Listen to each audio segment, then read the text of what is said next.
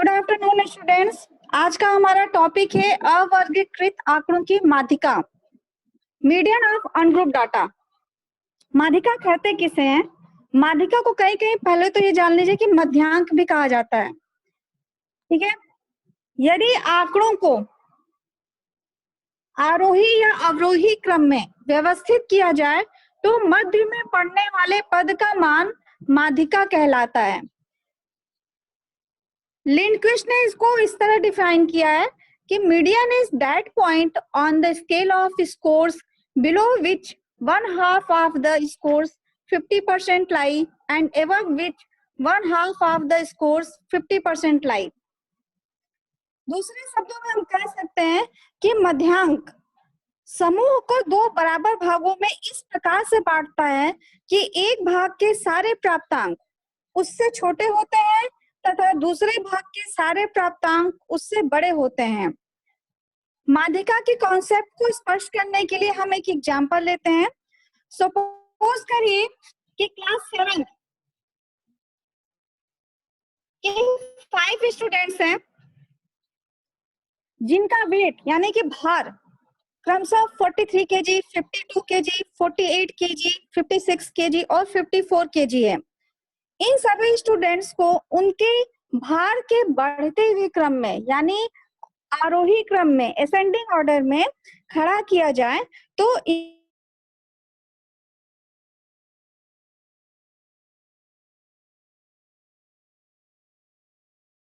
50 होगा। इसी तरह अगर हम इन सारे स्टूडेंट्स को उनके भार के घटते हुए क्रम में अवरोही क्रम यानी डिसेंडिंग ऑर्डर में अगर खड़ा करें तो इनके वेट का जो क्रम होगा, भार का क्रम होगा वो 56 केजी,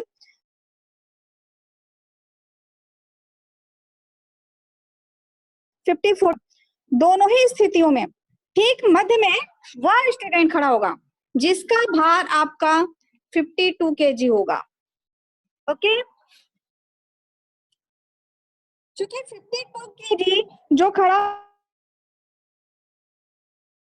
होगा अरे वो पूरे भारों को दो भागों में बांटता है। आप देखेंगे स्क्रीन पे उसके लेफ्ट साइड में भी दो भार है, 43 केजी, 48 केजी, और उसके राइट साइड में भी दो भार है, 54 केजी और 56 केजी।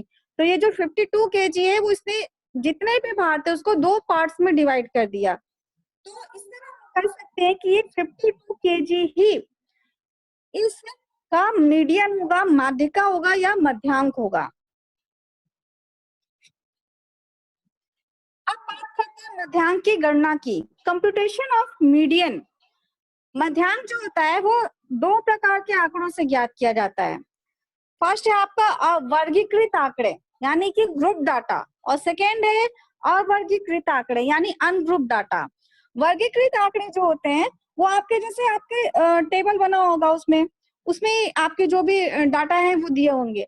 अवर्गीकृत आंकड़ा होता है कि उसमें कोई टेबल नहीं बना होगा, आपका सीधे सीधे आपका उसको बिखरे हुए अंक एक तरीके से कह लीजिए जो होते हैं वो इस अवर्गीकृत आंकड़े होते हैं।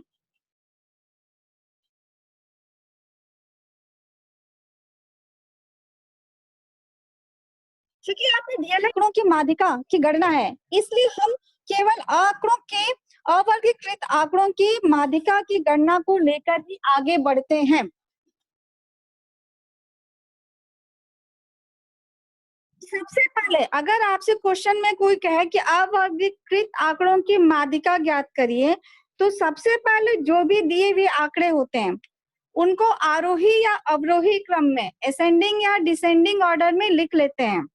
इसमें आपके दो केस बनेंगे। आरोही या अवरोही क्रम में लिखने के बाद फर्स्ट केस जो होता है जब आंकड़ों की संख्या यानी कि n विषम हो, ठीक है, तब हम लोग फॉर्मूला यूज करते हैं md equal to n+1 whole upon 2 वहां पर। सेकेंड है जब आंकड़ों की संख्या सम हो तब हम लोग फॉर्मूला यूज करेंगे md इक्वल टू n/2 वहां पर प्लस n/2 + 1 वहां पर होल अपॉन 2। इन्हीं दो केस के बेस पे हम कुछ क्वेश्चन सॉल्व करेंगे। फर्स्ट क्वेश्चन है आंकड़ों 17, 13, 16, 12, 11, 18, 9 की माध्यिका ज्ञात करिए।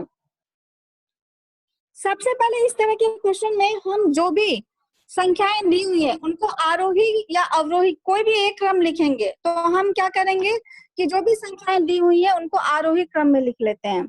आरोही क्रम में जब संख्याओं को लिखेंगे तो हमें मिलेगा सबसे पहले 9, 11, 12, 13, 16, 17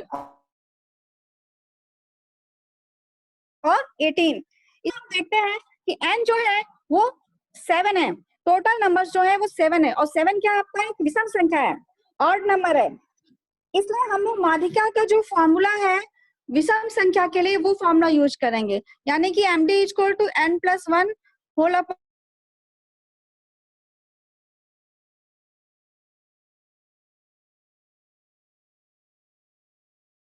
2 वहां पर 7+1 इक्वल टू 8 होता है, और 8/2 यानी कि 4, यानी कि चौथा पद। अब इस चौथे पद को हम कहाँ देखेंगे? इस चौथे पद को जो हमने आरोही क्रम लिखा हुआ है ये,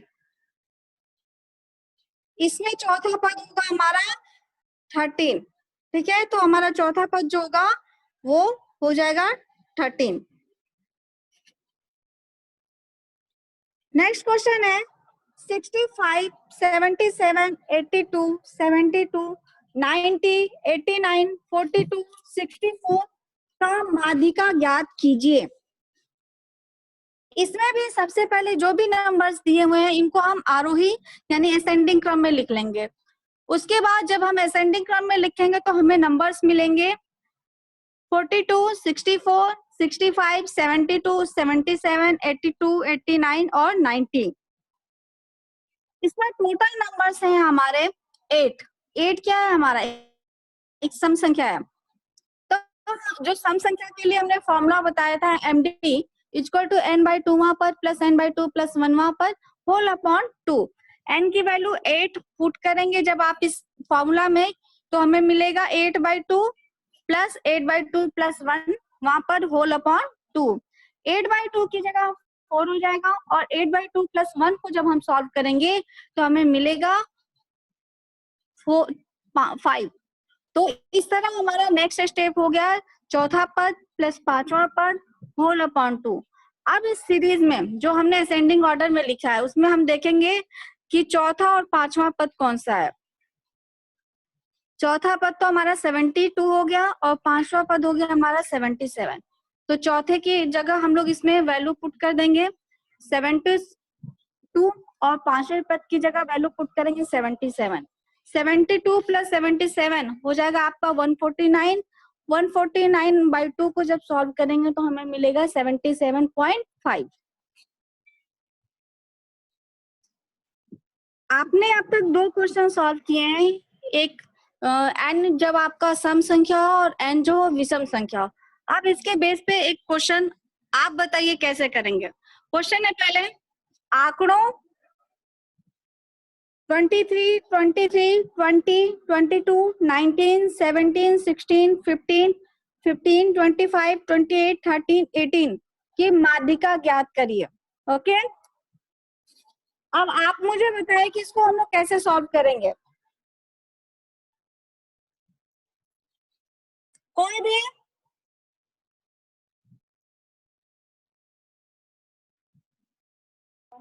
मैम सबसे पहले आरोही क्रम में लिखेंगे। ओके, सबसे पहले इनको आरोही क्रम में लिखते हैं। तो आरोही क्रम में जब हम लिखेंगे तो हमें क्या मिलेगा? पहले मैम 13, फिर 15, चलिए 15, मैं 16। लिख लेती हूँ, मैं लिख देती हूँ। 13 आपका होगा, फिर 15 आएगा, फिर 15 15, आएगा, 16, 16, 17, 17, 18, 80, 19, 20, 22, 23, 23, 25, 28। ये हमारा आरोही क्रम हो गया। अब बताइए इसके बाद का स्टेप क्या होगा? एन कितना हो जाएगा यहाँ पे? N equal to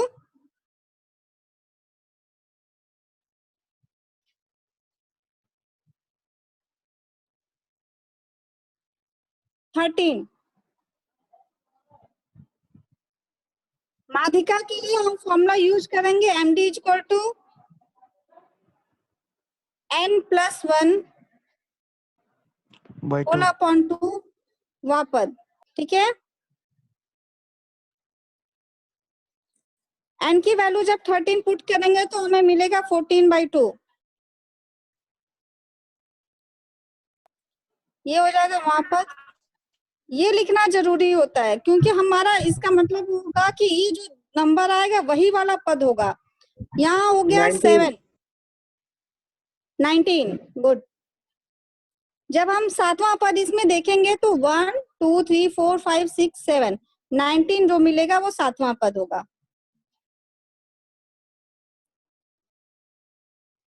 next question है, आरोही क्रम में व्यवस्थित निम्नलिखित आंकड़ों की माध्यिका 24 है। 11 12 14 18 x+2 x+4 30 32 35 41, ठीक है। ये आरोही क्रम में पहले से व्यवस्थित है, इसमें माध्यिका दी हुई है 24। अब इसमें हमें x की वैल्यू निकालनी है।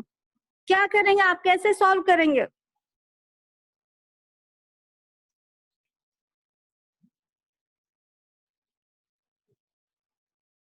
एन देखिए कितना है आपका, है ना, इसमें 10 10 क्या आपका सम संख्या है, सम संख्या है तो हम लोग माध्यिका के लिए सम संख्या वाला फॉर्मूला यूज करेंगे। md = n/2 वहां पर प्लस n/2 + 1 वहां पर होल अपॉन 2।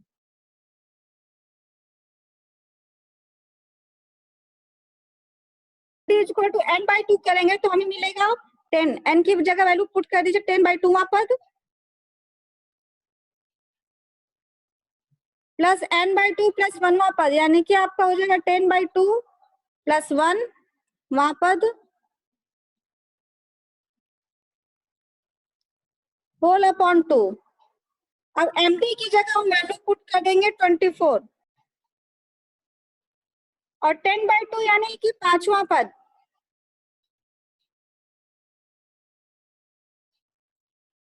प्लस 10/2 + 1 को जब सॉल्व करेंगे तो हमें 6 मिलेगा, छठवां पद।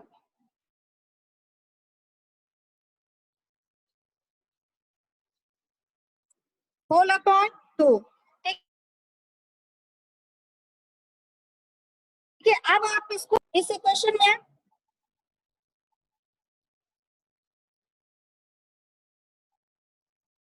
पांचवें पद और छठवें पद की जब वैल्यू पुट करेंगे तो हमें मिलेगा, इसके बाद यहाँ से स्टेप 24 = x/2 x+2 प्लस छठा पद है x+4 होल अपॉन 2। अब इसे आप सॉल्व करिए, सॉल्व करके x की वैल्यू बताइए। 21 आएगी x की वैल्यू। 21, very good. x की जो वैल्यू होगी वो 21 होगी।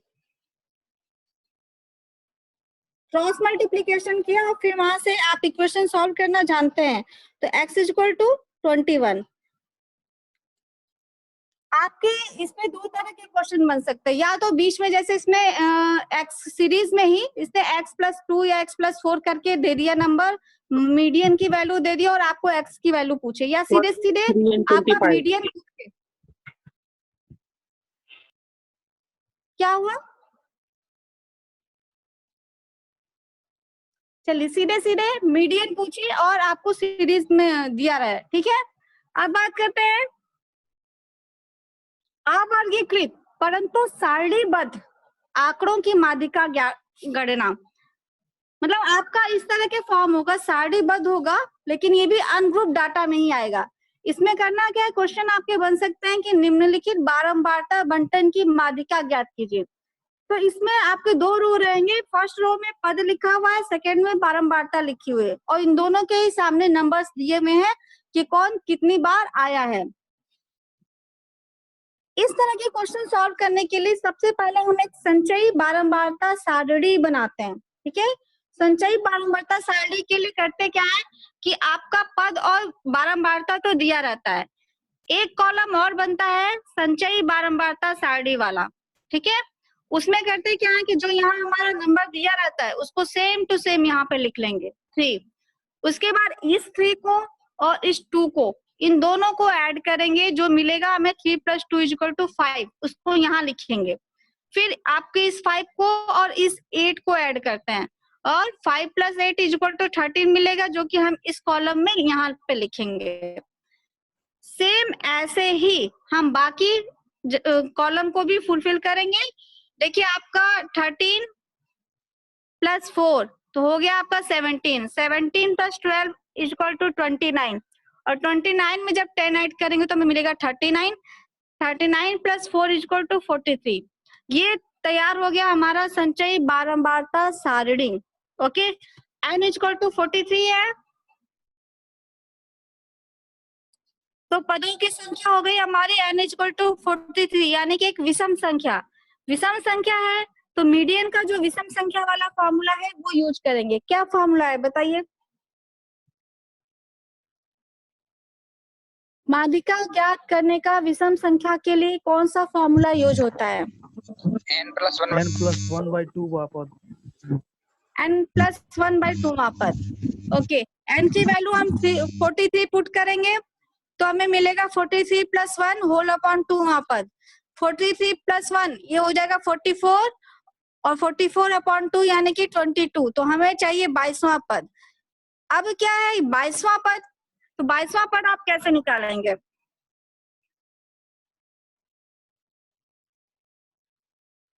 बाईसवां पद के लिए हमें देखना होगा कि जो 22वां पद है वो संचयी बारंबारता वाले कॉलम में, यानी कि इस कॉलम की बात कर रहे हैं हम, इस कॉलम में किसके एकदम पास में है, तो ये है हमारा 29 के पास में।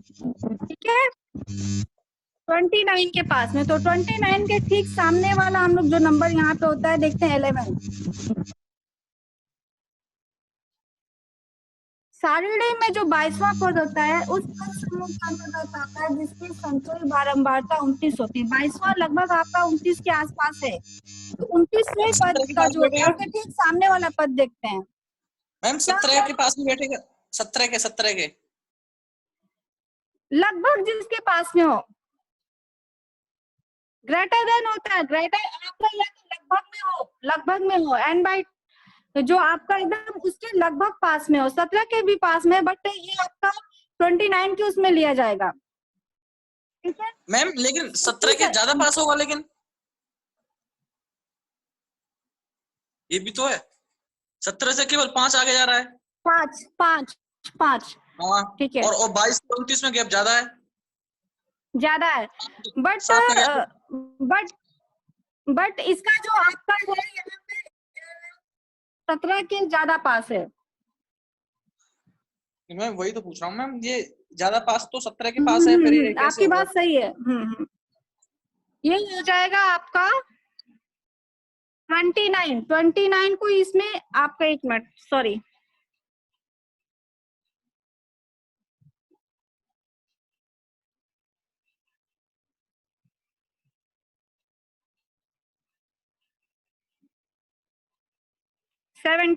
ठीक है, 17 के आप इसके ठीक सामने का जो लेंगे वो 9, तो इसमें जो हमारा पद होगा वो 22वां पद जो होगा वो 9 होगा। ठीक है, मैम नहीं आया समझ में, वो नहीं समझ में आया, मैं समझ रही हूँ, मैं इसको और आपको क्लियर करूंगी। ठीक है, आगे इसी क्लास में आगे इसको क्लियर करूंगी, तब तक आप एक इसी बेस पे एक क्वेश्चन और देखिए। निम्नलिखित बंटन की माध्यिका ज्ञात कीजिए। इसमें एक 2 रो है, आपका प्राप्तांक दिया हुआ है और सेकेंड रो में आपका दिया हुआ है छात्रों की संख्या। सेम ऐसा ही हम लोग संचयी बारंबारता बनाएंगे। एक मिनट बस आप होल्ड करिए, मैं बताती हूँ।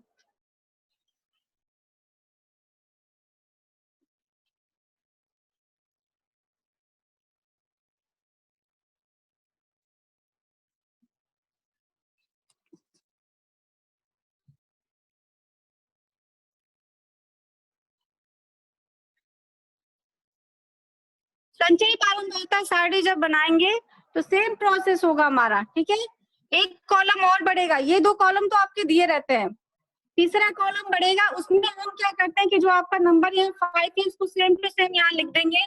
अगेन आप इस 5 को इस 9 में ऐड करके यहाँ लिखते हैं 5 + 9 = 14। ओके, और 14 + 14 = आपको 28 मिला। अगेन 28 में जब हम 8 ऐड करेंगे तो 36 मिलेगा, और इस 36 में जब हम इस 5 को ऐड करेंगे तो हमें 36 + 5 = 41 मिलेगा। इसे 41 में जब हम 9 ऐड करेंगे तो हमें 41 + 9 = 50 मिलेगा। तो ये हमारा एक संचयी बारंबारता वाला कॉलम रेडी हो गया। यहाँ तक क्लियर है सबको? कोई डाउट? No ma'am. ठीक, अब इसके आगे बात करते हैं। n हमारा है 50, ठीक है, तो मीडियन के लिए कौन सा फॉर्मूला यूज होगा? सम संख्या वाला। सम संख्या वाला। और सम संख्या का फॉर्मूला क्या है? n/2 का पद प्लस n/2 का पद प्लस 1 है। n/2 + 1वां पद और होल अपॉन 2 होता है, ठीक है। ओके, अब n की वैल्यू यहाँ 50 पुट करिए।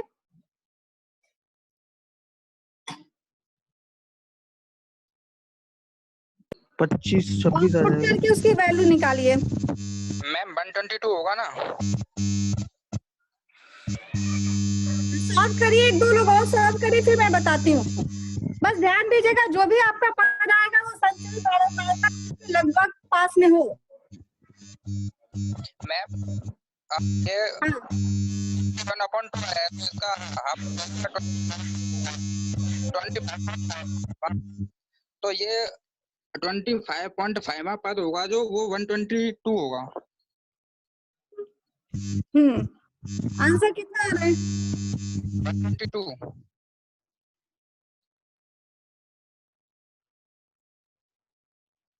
50 की n की वैल्यू 50 पुट किया आपने, 50/2 वां पद प्लस 50/2 + 1वां पद होल अपॉन 2। जब इसको आगे हम सॉल्व करेंगे तो हमें मिलेगा 25वां पद प्लस 26वां पद होल अपॉन 2। ओके, अब 25वां पद हमारा किसके, 25 और 26 किसके पास में है?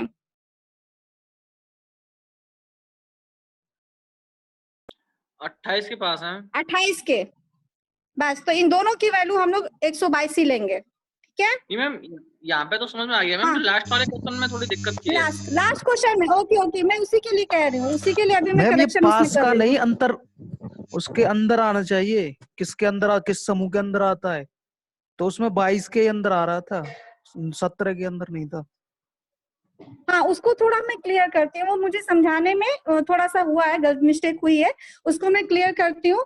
और इसको आप देख लीजिए, ये आपका जो n जो है आपका 25, ठीक है। आपका संचयी बारंबारता सारणी में ये 28 वाले पद में आएगा, समूह के अंतर्गत आएगा, ठीक है, जिसकी संचयी बारंबारता 28 है। और 28 का मान यहाँ 122 है, इसलिए 122 लिया गया है 25वें पद में भी और 26वें पद में भी। तो हम जब दोनों की जगह वैल्यू 122 रखेंगे तो हमें मिलेगा 244। 244 में जब हम होल अपॉन 2 इसको जब सॉल्व करेंगे तो आंसर हमारा होगा 122। ये क्वेश्चन क्लियर है? हाँ मैम, ये तो आ गया। Yes ma'am. अब हम आते हैं इसके पहले वाले क्वेश्चन पे।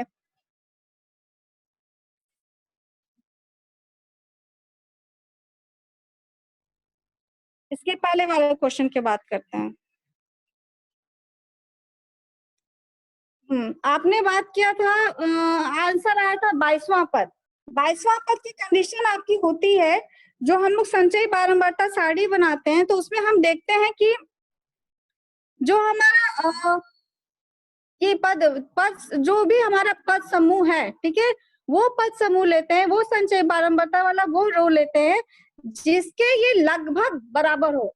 बट आपका कहना है 17 और इसमें लिया गया है 29, ठीक है। तो Yes, ma'am. इसमें एक लोग कह रहे थे कि क्या इसमें क्या कंडीशन बता रहे थे, आप बताइए। अभी कोई बोल रहा था आप लोग में। मैम 29 के अंतर्गत आता है, 29 जो समूह है उसके अंतर्गत आता है ये। और इनका कहना है 22वां पद है। 17 के ज्यादा पास है। मैम पास और दूर का चक्कर नहीं है इसमें, ये 22वां पद है जो 29 संख्या के अंतर्गत आता है, हाँ तो यही लिया जाएगा। 29 संख्या के अंतर्गत आता है, इसलिए लिया जाएगा। यस मैम, ठीक है। जैसे 29 वाले में 17 से लेके 29 तक आ रहा है, तो 17 से 29 के बीच में अगर 29 आ रहा है। अगर जैसे आ रहा है मैम, जैसे अगर 18वां भी पद होगा ना, तो वो 18वां भी तो पद वो भी 29 के 29 में अंदर लिया लग जाएगा। जाएगा। Okay Yes, okay, ma'am. तो सब 17 से ऊपर जो पद होगा वो 29 17, में लिया जाएगा। हाँ क्योंकि 17 से लेके 17 प्लस 12 किया है, इसलिए हमको 29 मिला, इसलिए इस पद में लिया गया, इस पद समूह में यस लिया मैम, यस गया। मैम, यस मैम, यस हाँ मैम, ठीक है, ठीक है। अभी जिसको कंफ्यूजन था उसको क्लियर हुआ? यस मैम, क्लियर है। ओके, होना चाहिए इस तरह का क्वेश्चन। कहीं कहीं हम लोग भी बीच में थोड़ा सा गड़बड़ा जाते हैं, बट थैंक यू, आपने इस तरह का क्वेश्चन पुट किया, और थैंक यू उसको भी जिन्होंने इसका सॉल्यूशन निकाला। ठीक है, 29 है हमारा क्वेश्चन है, ये आएगा हमारा 29। क्यों? क्योंकि 17 प्लस 12 इक्वल टू 29 हमने इसमें किया है, यानी 17 से अधिक गया है, तो हमें मिला है वो हमारा आएगा 22 29 वाले में। ठीक, इसके ठीक सामने वाला जो हमारा पद है वो 11 है। ओके, क्लियर है? और कोई डाउट किसी को? नहीं मैम, आगे चलिए। चलिए,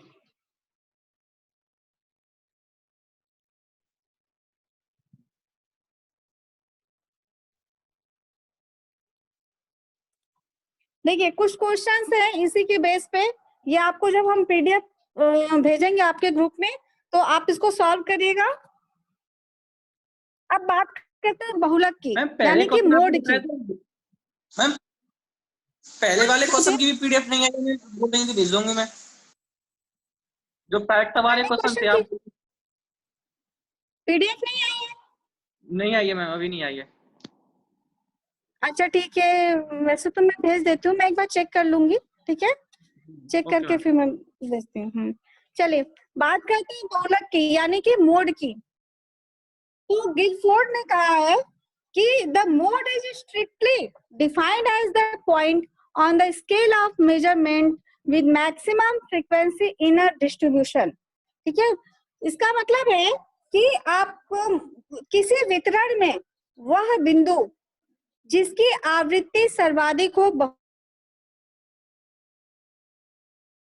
कहलाता है। कहीं कहीं बहुलक की वर्ड यूज किया जाता है, कहीं कहीं बहुलांक यूज किया जाता है, पर ये दोनों वर्ड एक ही है, बहुलक या बहुलांक, जिसको हम लोग मोड कहते हैं। तो आवृत्ति से आप बताओ, ये आवृत्ति क्या समझ रहे हो आप? आवृत्ति यानी फ्रीक्वेंसी, फ्रीक्वेंसी से आप क्या समझ रहे हैं? फिजिक्स में नहीं बारंबारता जाइएगा, होता है, जिसकी मैथ्स में। संख्या बार-बार आएगी। पुनरावृत्ति मैम। पुनरावृत्ति बार-बार मतलब जो आएगी। जितनी बार आए। तो बहुलांक एक तरीके से हम कह सकते हैं कि वो प्राप्तांक होता है जो सबसे अधिक बार आता है। ठीक है, और बहुलांक को और स्पष्ट करने के लिए हम एक एग्जांपल लेते हैं। सपोज करिए कि ये एक बास्केट है और इसमें कई सारे बॉल्स हैं जिन पर नंबर्स लिखा हुआ है। अगर आप ध्यान से देखेंगे तो एक नंबर ऐसा है जो इसमें सबसे अधिक बार आया है। एक 11 नंबर ऐसी बॉल है जो सबसे अधिक है, कौन सी 11 है? मैडम जी 11। 11 है। तो सिंपल सी चीज है कि अगर हम यहाँ बहुलांक की बात करें, मोड की बात करें, तो यहाँ पर 11 होगा। ठीक है, तो अब आप लोग के सिलेबस में इसकी गणना भी जो होती है, वो काउंटिंग जो होती है वो दो तरीके के आंकड़ों से होती है, ग्रुप डाटा और अनग्रुप डाटा। बट आपके सिलेबस में सिर्फ अनग्रुप डाटा से ही है। तो हम लोग अनग्रुप डाटा की जब बात करते हैं, तो अगर आपको सिंपल एक क्वेश्चन एक ही तरह से बनते हैं, जैसे कि आपका ये क्वेश्चन है, अवर्गीकृत आंकड़े 8, 9, 9, 13, 14, 13, 17, 16, 17, 16, 18, 20, 17 का बहुलक ज्ञात करें। इस तरह से क्वेश्चन बनेगा अवर्गीकृत आंकड़ों के लिए। ठीक है, अगर इसमें सीधे सीधे बहुलक पूछे तो आप देखोगे कि वो नंबर जो सबसे अधिक बार आया है, वो नंबर जो सबसे अधिक बार आया है बहुलक कहलाता है। और यहाँ पर आप देख रहे होगे कि 17 ही ऐसा नंबर है जो सबसे अधिक बार आया है, 3 बार आया है ये, तो इसका आंसर होगा 17। ओके,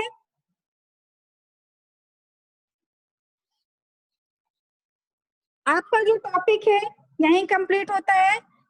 मैम एक क्वेश्चन और है इसमें मैम।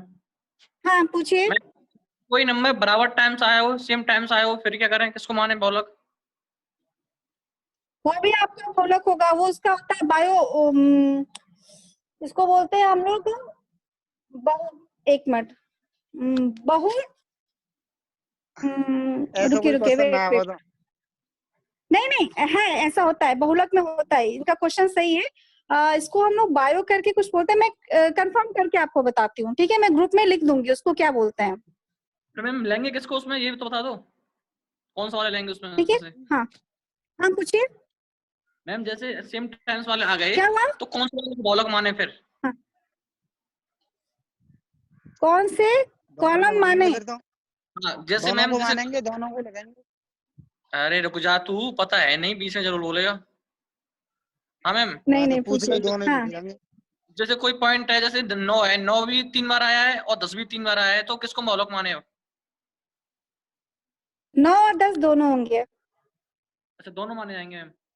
दोनों माने जाएंगे। उसके लिए एक वर्ड यूज होता है, अभी वो मेरे दिमाग में करंट में नहीं आ रहा है। मैं अभी उसको कंफर्म करके मैं आपको लिख के भेज दूंगी ग्रुप में कि ये वर्ड यूज करते हैं उसके लिए, ठीक है। अच्छा मैम, लेकिन ये पक्का है मैडम माने जी, जाएंगे? कोई किताब में ऐसा क्वेश्चन होता ना, हमारे पे भेज दियो ना कोई सी में। अच्छा ठीक है, चलिए। वैसे तो हमने वर्ड ऐसे यूज क्वेश्चन कोई होता है उस, पढ़ाना है ना। हाँ उस तरह के क्वेश्चंस नहीं आते हैं, बट ये हो सकता है, ये कंडीशन भी आ सकती है कि आपके अगर दो बहुलोक हैं, कोई ऐसे दो नंबर हो जो अधिक आए, या दो से अधिक नंबर भी हो सकते हैं जो इक्वल है उसमें आए हो, तो फिर आप, एवरीथिंग पॉसिबल, मैथ है क्या हुआ? मैम, कुछ भी पॉसिबल हो सकता है मैम, मैथ है ये। हाँ तो मैं कहाँ मना कर रही हूँ कि ऐसा नहीं होगा, मैं तो कह रही रुकिए, हूँ कि उसके लिए एक पर्टिकुलर एक वर्ड यूज होता है, मैं आपको बता दूंगी वो वर्ड क्या होता है, अभी करंट में मेरे माइंड में नहीं आ रहा कि उसको क्या बोलते हैं, ठीक मैम है। उसको क्रूड मोड कहते हैं मैम, अशुद्ध बहुलक कहते हैं मैम उसको। अगर कोई संख्या दो बार जैसे रिपीट कर रही है तो उन दोनों को हम हाँ ऐड कर देंगे। जैसे दो बार आया और 3 2 बार आया तो 3 और 2 को हम जोड़ेंगे तो हो जाए 5 हो जाएगा। तो 5 का आधा कर देंगे तो 2.5 आई उसकी जो बहुलक है, उसको हम अशुद्ध अच्छा, बहुलक कहते हैं या क्रूड मोड। अशुद्ध, ओके, अशुद्ध बहुलक कहते हैं, ठीक है। श्योर है आप विशाल? हाँ मैम, मैं ठीक है मैम। हाँ नहीं ठीक है, क्योंकि मैं मान के चलती हूँ कि आप लोग पढ़ रहे हैं, अगर हो सकता है वो चीजें अगर मेरे माइंड में करंट में नहीं आ रही है तो आप भी जानते हैं, तो मैं बिल्कुल अच्छा लगेगा मुझे भी कि आप लोग शेयर करें इस तरह की अरे चीजों को। मैडम जी, उसको क्रूड हमें मोड ही मैं कहते हैं। बता दियो जो बहुलक हमने तो पहली बार सुने, शुद्ध और अशुद्ध बहुलक। ये चीजें जब हम हाई लेवल में जाते हैं तो और डिटेल में इसको पढ़ते हैं, तो हो सकता है वहां ये चीज आई हो, ठीक है। और ये जो आप बात कर रहे हैं, जैसे मैंने एक क्वेश्चन दे दिया, तो वो तो बहुत लो लेवल का होता है। लो लेवल मतलब है कि हाई स्कूल तक की इस तरह के क्वेश्चन पूछते हैं, हाई स्कूल तक में। तो हाई स्कूल में मैडम जी ठीक। हमने फुल मैथ पढ़ो, इंटर में भी पढ़े हैं आप बहुलक, पर ऐसे क्वेश्चन ना पढ़े हमने जो आप ये विशाल भाई साहब बता रहे शुद्ध और अशुद्ध बहुलक। कोई बात नहीं, अभी ऐसा करते हैं कि आप इसको समझ लीजिए, और मैं भी इससे रिलेटेड कंटेंट खोजती हूँ, और अगर मुझे कहीं वो रिटेन फॉर्म में मिलता है तो मैं आपको जरूर ग्रुप में पोस्ट करूंगी, ठीक है, अगर ठीक है। ऐसे कोई क्वेश्चन मिले तो मैम भेजना जरूर, ठीक है। बिल्कुल बिल्कुल मैं भेजूंगी, ठीक है। चलिए, ओके।